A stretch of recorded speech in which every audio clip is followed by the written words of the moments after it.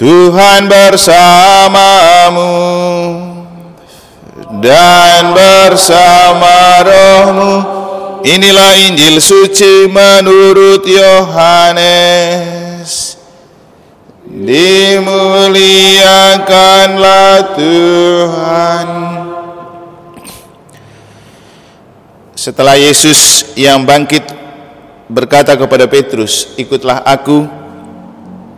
Petrus berpaling dan melihat bahwa murid yang dikasihi Yesus sedang mengikuti mereka, yaitu murid yang pada waktu mereka sedang makan bersama duduk dekat Yesus. Dia inilah yang berkata, "Tuhan, siapakah dia yang akan menyerahkan Engkau?"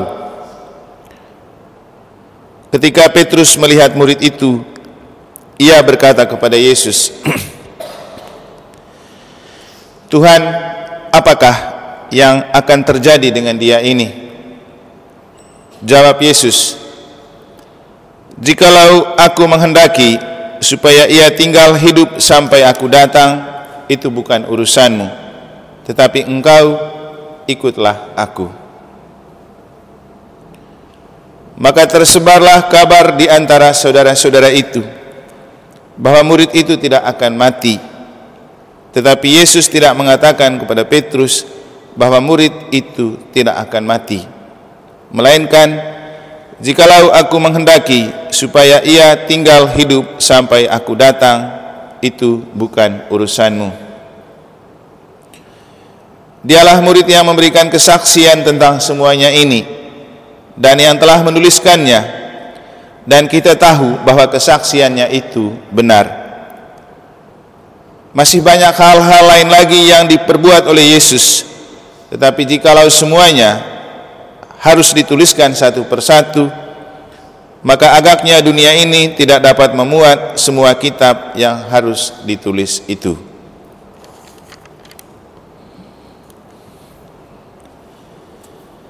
Demikianlah sabda Tuhan.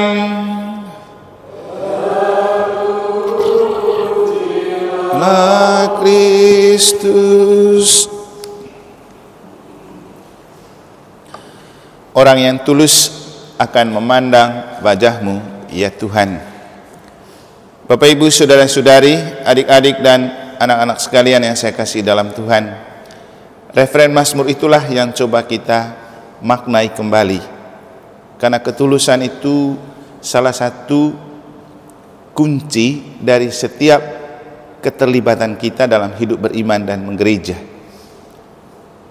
Maka dengan ini saya mengingatkan kita, dan kalau kita tidak salah ingat, sebelum saya ke Jakarta saat misa hari Selasa, setidaknya ada dua hal penting yang saya sampaikan terkait dengan bacaan pada waktu itu.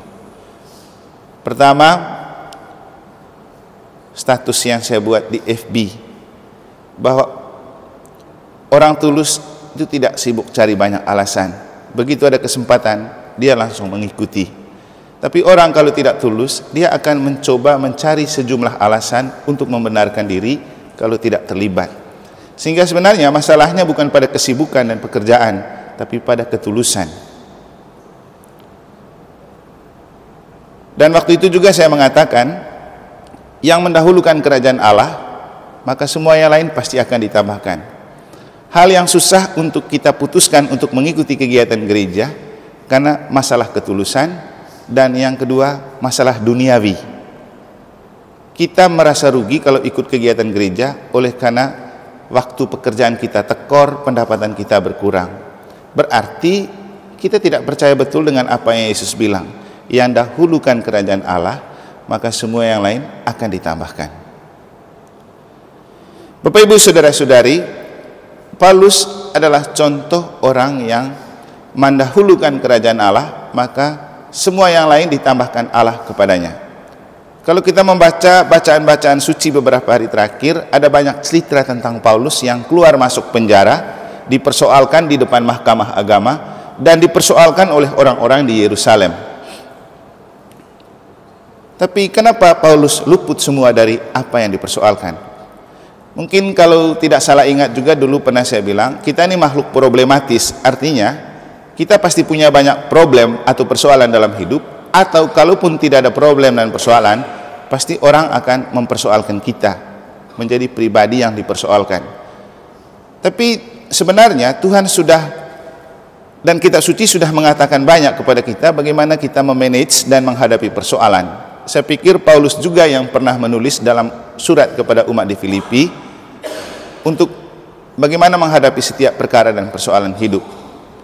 Dia bilang apa? Segala perkara kutanggungkan di dalam Dia yang menguatkan aku. Selesai. Dan inilah yang telah dia hidupi dan dia alami. Dia berani menulis surat seperti itu karena dia mengalami hal-hal itu.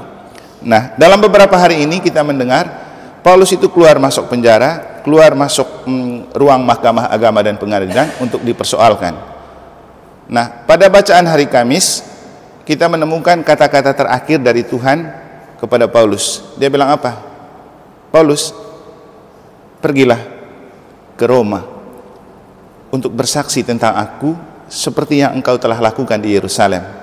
Dan dalam bacaan kemarin hari Jumat, di situ diceritakan bagaimana ia dipersoalkan di Yerusalem, tapi kemudian dia meminta naik banding. Karena dia juga warga negara Roma, maka dia diperkenankan untuk naik banding ke Roma. Dan kemudian dia ke Roma. Dan dalam bacaan hari ini kita mendengar apa yang terjadi dengan Paulus setelah sampai di Roma. Dia tinggal di kos, tapi dia tetap melayani sabda Allah dan melayani orang-orang yang datang kepadanya. Dan yang terjadi ketika dia dihadapkan di kekaisaran Roma, dia ditemukan tidak punya masalah. Padahal dia itu dianggap punya banyak masalah di Yerusalem. Jadi Bapak Ibu, tidak ada orang yang tidak punya masalah. Atau kalaupun tidak punya, pasti orang mempermasalahkan kita. Tapi juga tidak sedikit orang yang stres karena dililiti oleh banyak masalah. Sebenarnya persoalannya cuma satu. Kita boleh dililiti oleh banyak masalah, tapi kalau kita tidak punya hati yang tulus untuk Tuhan, segala masalah itu akan menjadi masalah yang lebih besar. Tapi kita boleh dililiti oleh banyak masalah, tapi hati kita tulus dan lurus untuk Tuhan dengan mendahulukan kerajaan Allah, mengambil setiap kegiatan gereja yang ditawarkan kepada kita, itu yang melepaskan kita dari aneka masalah. Dan itulah yang dilakukan oleh Paulus. Dia dilepaskan oleh Allah dari aneka macam persoalan dan masalah hidup yang meliliti dia. Bukan masalah punya dia, tapi dia dipermasalahkan.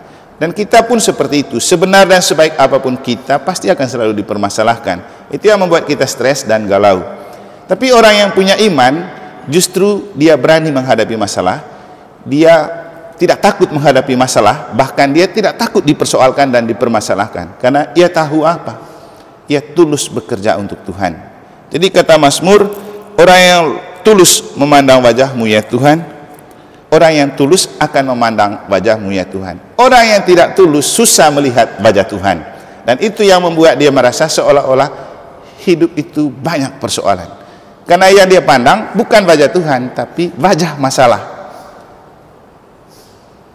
Sebenarnya karena tidak punya ketulusan, coba tulus saja ikut Tuhan, itu segala masalah akan dilepaskan.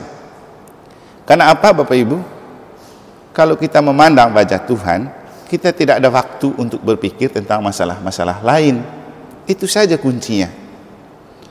Tapi kalau kita tidak bisa melihat wajah Tuhan, justru kita melihat banyak masalah dalam hidup. Nah, Petrus dalam Injil juga dikisahkan sebagai salah satu contoh orang yang tidak lurus ikut Tuhan. Setelah dalam bacaan Injil kemarin, Yesus bertanya, apakah engkau mengasihi aku? Sampai 3 kali dia jawab, benar Tuhan, aku mengasihi engkau. Lalu terakhir Yesus bilang, ikutlah aku. Jadi setelah Yesus menarik dia, karena pertanyaan 3 kali apakah engkau mengasihi aku itu terkait dengan 3 kali penyangkalan. Sebenarnya kalau dari segi rekam jejak, Petrus tidak dipakai lagi karena ia sudah pernah menyangkal Yesus. Tapi dengan 3 kali bertanya apakah engkau mengasihi aku, ini sebenarnya sebuah rekonsiliasi, penebusan untuk memberikan kepercayaan lagi kepada Petrus. Dan setelah Yesus menemukan hati Petrus itu tulus dengan menjawab, benar Tuhan, engkau tahu aku mengasihi aku. engkau tahu aku mengasihi engkau. Lalu Yesus bilang, marilah ikutlah aku. Maka dibawalah Petrus untuk mengikuti Yesus. Nah, dalam Injil hari ini, Petrus itu berbelok arah. Dia tidak lurus untuk fokus mengikuti Yesus. Malah ia sibuk melihat persoalan hidup orang lain. Yohanes, murid yang dikasihi Yesus. Jadi dia tidak sibuk urus kerajaan Allah, dia sibuk urus pribadi lain. Jadi ketika melihat Yohanes, murid yang dikasihi Yesus dan dekat dengan Yesus, malah dia bertanya tentang Yohanes. Dia bilang apa? Yesus, apakah dia ini nanti tidak mati? Sebenarnya Yesus jengkel sih dengar itu. Kenapa? Bukan kau punya urusan untuk orang ini. Kau itu urus kerajaan Allah. Maka Yesus bilang apa? Kalau saya mau dia hidup sampai aku datang, itu bukan urusanmu.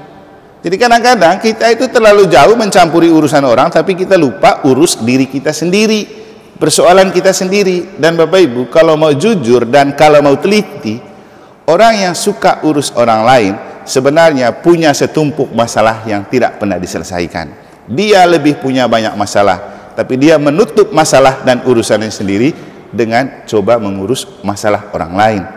Itu dalam ilmu psikologi itu namanya bela diri. Jadi membangun cara untuk membela diri dengan menutup masalah sendiri dan berbicara banyak tentang masalah orang. Dan ini penyakit kita. Maka orang yang suka urus urusan orang lain dan lupa urus urusan sendiri, itu sebenarnya karena tidak tulus dan tidak pernah melihat wajah Allah. Kalau orang tulus dan melihat wajah Allah, pasti dia tahu, saya masih punya lebih banyak urusan daripada saya mengurus orang lain. Tapi yang paling penting, Yesus itu tidak suka kita menjadi pribadi yang terlalu jauh mencampuri urusan orang yang bukan urusan kita. Makanya dia marah itu Petrus. Petrus, gak usah kau urus Yohanes. Paling penting engkau ikutlah aku. Nah, kata-kata Yesus ini juga kemudian dipelintir jadi viral. Dengan membuat berita bahwa Yesus itu mengatakan Yohanes tidak mati. Padahal tidak. Sama juga dengan kita Bapak Ibu. Mungkin kita dengar khotbah, dengarnya tidak mengerti, dengarnya satu kata atau dua kata saja, lalu kita tersinggung atau kita tidak suka, mulailah kita bercerita kemana-mana tentang khotbah yang kita dengar, padahal lain daripada yang dikatakan. Jadi mulailah membuat hoax, berita palsu yang beda dari biasanya. Dan ini yang terjadi di kitab suci juga. Nah, sekali lagi, kalau kita berlaku seperti itu, membuat hoax tentang hal yang tidak kita tahu pasti dan tidak sebenarnya, atau sibuk mengurusi masalah dan urusan orang lain, itu adalah ciri pribadi yang hatinya tidak pernah melihat Allah. Orang yang hatinya melihat Allah pasti tidak tega membicarakan orang, tidak tega mempersoalkan orang, karena ia melihat orang lain sebagai bentuk kehadiran Allah yang konkret. Orang yang melihat Allah pasti tahu kalau Tuhan meminta kita untuk terlibat dalam kegiatan gereja, itu ada rahmatnya. Maka dia meninggalkan segala kesibukan dan pekerjaan untuk menangkap peluang mengikuti sebuah kegiatan yang diselenggarakan gereja. Karena apapun bentuk kegiatan gereja, ada rahmatnya. Dalam bahasa kitab suci, namanya itu panggilan. Jadi jangan menganggap remeh dengan kegiatan gereja, apapun bentuknya. Mulai dari jadi lektor, jadi tugas-tugas mesdinar, doa rosario bersama, ikut kegiatan apalagi yang apapun dilakukan oleh gereja, lebih baik jangan sibuk cari alasan. Kalau memang tidak bisa, ya sudah. Tapi lagi-lagi masalahnya Tuhan itu melihat hati. Kita boleh pandai membuat banyak alasan, tapi Tuhan tahu alasan yang sebenarnya. Kalau kita sudah mulai melemparkan Tuhan dari dalam hati, itu yang membuat kita tidak pernah melihat dan memandang wajah Allah. Dan itulah definisi ketidaktulusan. Sibuk mencari alasan daripada rela dan mau untuk mengikuti. Orang yang tulus akan mudah memandang wajah Tuhan. Semoga kita selalu tulus dalam apapun bentuk keterlibatan dan kegiatan-kegiatan rohani dan gerejani. Semoga Tuhan memberkati.